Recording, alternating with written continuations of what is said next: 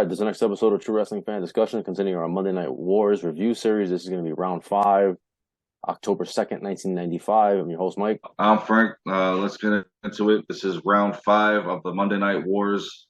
We're at what is it, 2-1 Nitro right Two to now? one, yeah, because the first week was a wash because only Raw aired.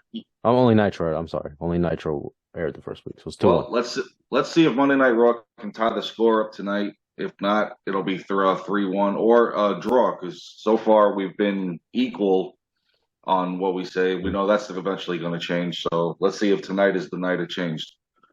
Nitro, it was in Denver, Colorado, live. Raw was in Grand Rapids, Michigan, once again, as they had filmed a bunch of them in advance. Uh, Usual commentators, not going to change for a while. Bischoff, Mongo, Bobby, with the little cheddar pepper thing running around in there with the googly eye. It's kind of funny when he dresses up the Chihuahua. I kind of like it from time to time. And then, of course, you got Vincent Lawler doing the commentary on Raw. So before Nitro actually did kick off, Ric Flair went to the announce table, took the headset off Bischoff, and told Arn Anderson he's looking for him, he's gunning for him, and he will get him in the main event of Monday Nitro. The second half of they have a double main event. Ric Flair and Arn Anderson will close out Monday Nitro. Their first match on the card was the first half of the double main event. It was Lex Luger versus the Macho Man Randy Savage. Not only, obviously, Luger, if he loses, he's leaving WCW. And then, of course, obviously, they said he'll lose his title shot as well against Hulk Hogan. Well, obviously, if you're going to lose and leave WCW, you're not getting a title shot. But Macho Man gets the title shot. That was the point. Yes, he does. Yeah. So Macho Man will get the title shot from Lex Luger should he win. Before the match kicked off, they showed the whole video package, everything that transpired and what led up to these two guys going at it. Everything, including Randy Savage getting jumped by the Dungeon of Doom, Luger coming in, standing over him, and then the Giant attacking Luger. So this is a pretty interesting story going into this match. And this match was pretty good. First time ever, you're pretty much seeing Luger versus Savage. We never got this in WWE, not even as, when he was the narcissist, which I was kind of hoping for. If it was on a house show, nobody knew about it. I don't think they did lock up, to be honest, on a house show. I know in 1993, when Lex Luger was there prior to WrestleMania, he was mostly facing Mr. Perfect on the house show circuit. And I think Savage was still going on with Shawn Michaels, as he was still trying to convince Vince McMahon, hey, this was a good storyline to do with us, and it just didn't work for him. So match itself was pretty good. It was a good test of strength on this match. Randy Savage at one point was trying to battle the backslide pin on Luger. However, Luger used his smarts, put his leg into the rope to stop the momentum for Randy Savage. Naturally, of course, in this type of storyline with two supposed fan favorites, there's going to be something that happens that you just go, well, this figures. Naturally, that would be the referee being colliding with him. The referee goes down. So naturally, Savage hits the elbow drop on Lex Luger. He had him beat. Yep, doesn't get the pin. The giant comes down, chokes, slams Savage. Luger picks up Savage. Now, this is what didn't make any sense to me, because you think that Luger would just crawl over and get the pin. But I think it's more insult to injury in this case that he picks up a lifeless Savage, puts him in the torture rack, and the referee, miraculously comes about, and Luger wins by referee stoppage that way. So Lex Luger beats the Macho Man Randy Savage. Supposedly doesn't know that the Dungeon of Doom helped him. We went where this is going. In a couple of weeks, we're all going to find out. This is all going to come to a head. But Lex Luger does beat Randy Savage and keeps his title shot and will remain in WCW.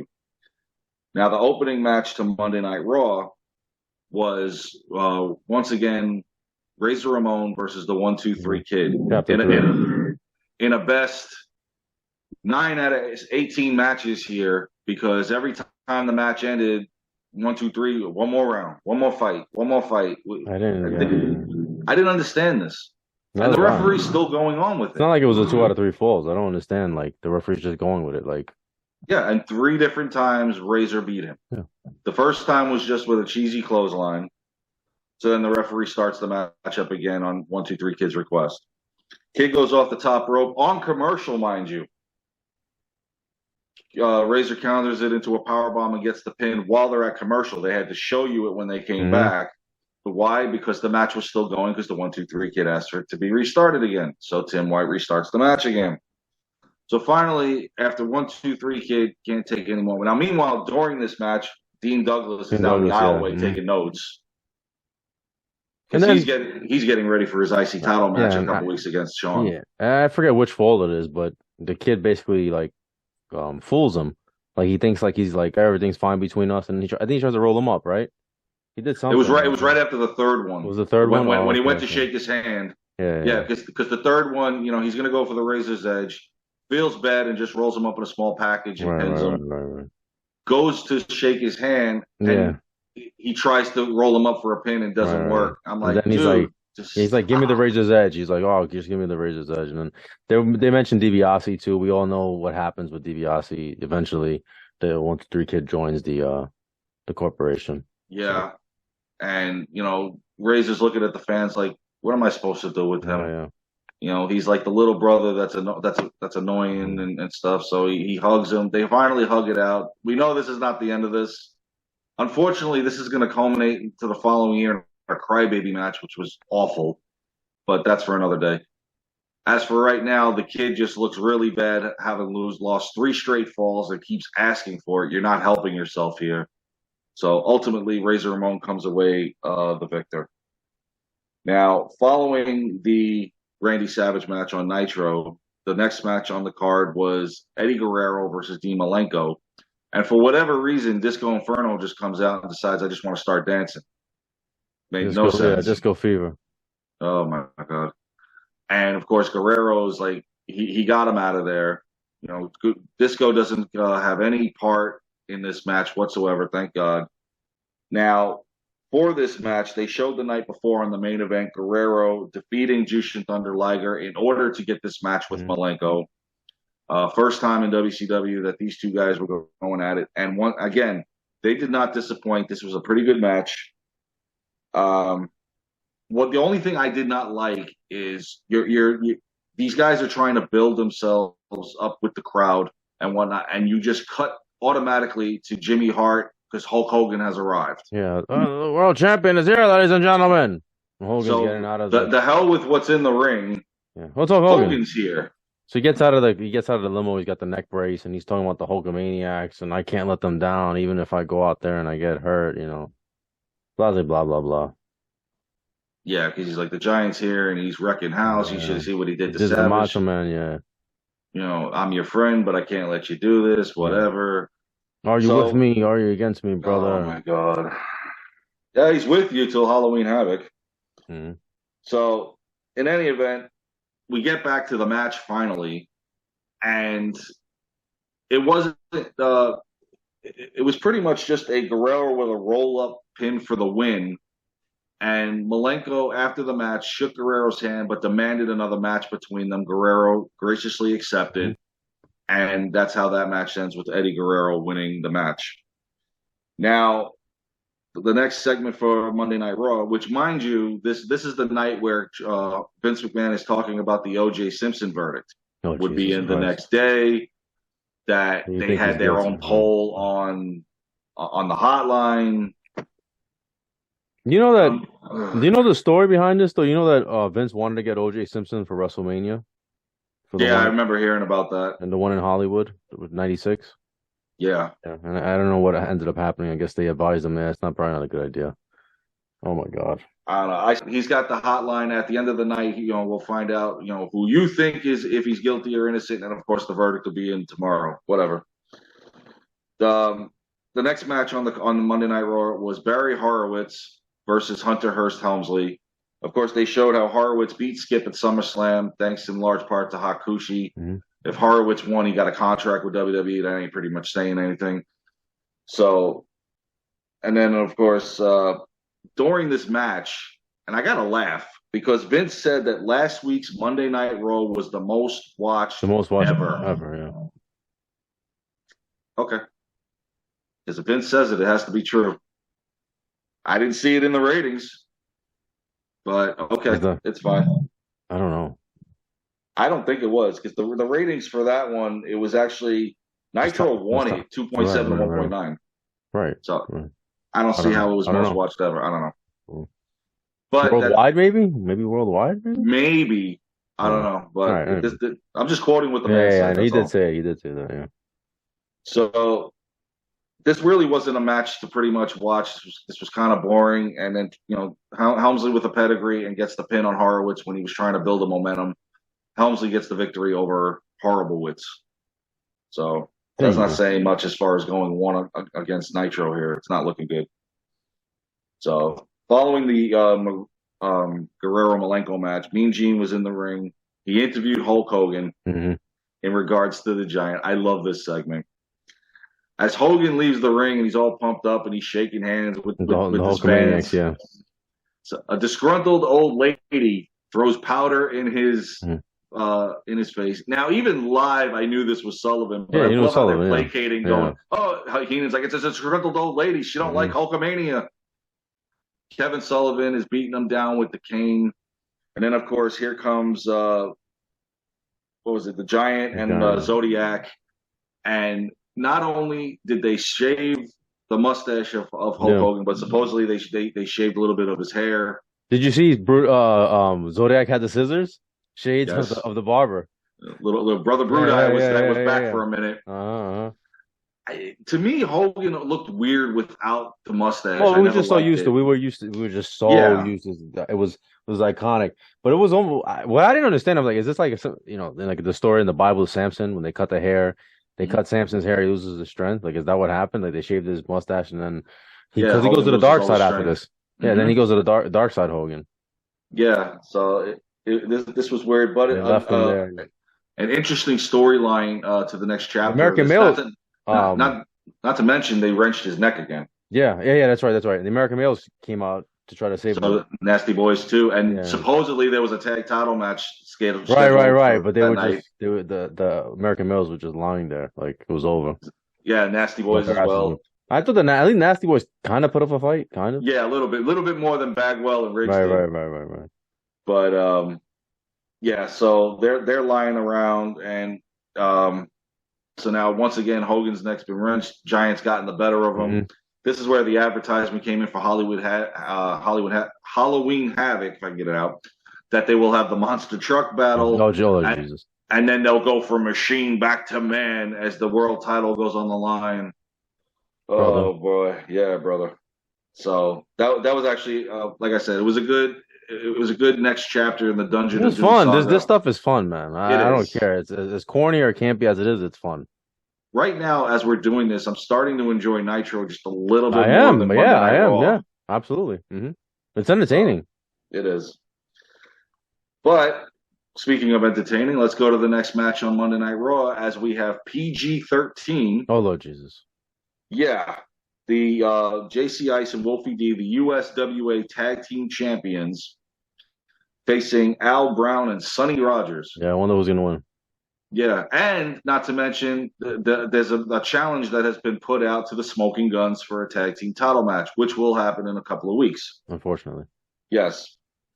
PG-13 pretty much ran their couple of Monday Night Raws as doing this, and then ultimately winning the Nation of Domination. I looked at them as like two featherweights in the ring that I couldn't believe them getting any victory over any legitimate tag team in WWF at the time. I'm sorry. I just didn't see it. And this match, I didn't see anything special in them either. They did a double team move on Al Brown and got the victory, obviously. So they're undefeated in WWF. So we go on to the next segment, which is the main event of Nitro, which is Ric Flair versus Arn Anderson in this whole saga. I'm loving this storyline too, with Brian Pillman getting involved. This match itself, again, was pretty good. Once again, we get the same stuff that we got at Fall Brawl. Arn Anderson tries to go for the DDT. Flair blocks it with the rope. Flair goes for the figure four. Arn Anderson knows how to get out of that because he knows the man. He knows his style. The second time Flair went for the figure four on Anderson, the referee rang the bell, but technically, I think Nick Patrick rang it a little early because if you look in the record books, the match goes down as Flair winning by disqualification due to Flying Brian interfering in the match and splashing Flair. But Nick Patrick rang the bell before that happens, so you would think it was submission, but it actually goes down as DQ. So they kind of messed up a little bit there. No big deal. It was still a nice little ending to it as Flair and Pillman went at it, and then eventually the numbers game caught up to Flair as Anderson and Pillman beat him down, which would then they would announce that the following week, Arn Anderson, Ric Flair, steel cage in the main event. And I can't wait to see that one and call it. So Nitro ended they started off strong, ended strong. Mm-hmm. We pretty much know where the scoring's going this, but let's see if Monday Night Raw can pull a rabbit out of the hat. Main event of Monday Night Raw is Bret the Hitman Hart versus Jean-Pierre Lafitte. The Pirate. The oversized Jack Sparrow.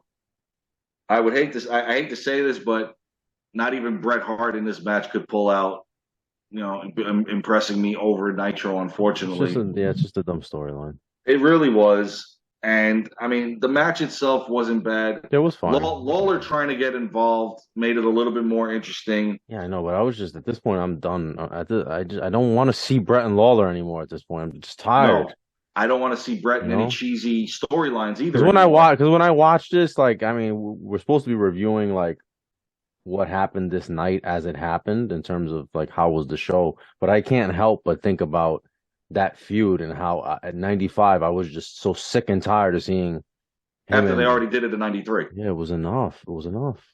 And then they brought it back in 95. Yeah. Because they had to keep, we've said this 1,000 times. With Yankum because that all came from because Yankum came out. Match. Yeah, because Yankum comes out on this night too. Yes, he does. And then we find out that in a couple of weeks' time, Bret will face Yankum inside of a steel cage. We want to see that match again. Exactly. We've said this repeatedly in 1995. Bret was held purposely back, which I think was wrong.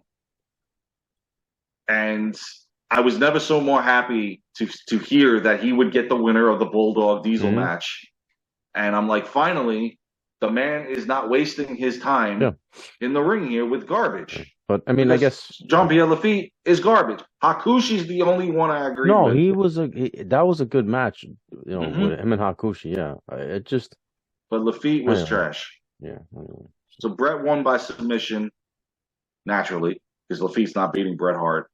And then, of course, the whole thing where Lawler now wants to get involved with Bret. They finally do, and then Isaac Yankum comes out. So, this feud's not over with like we needed to extend any more than it already did because it's like we just said, it was garbage. So this is pretty much how that night ended. And, of course, they end the night officially with the poll, is OJ guilty? And 51% of the people said no, that supposedly it's pretty scary, actually. Pretty scary.